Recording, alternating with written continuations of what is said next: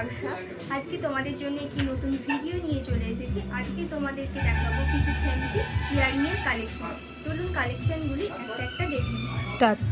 First একটি collection দেখে নিন। খুবই সুন্দর ডিজাইনের মধ্যে রয়েছে, ওয়েট রয়েছে 1.5 গ্রাম।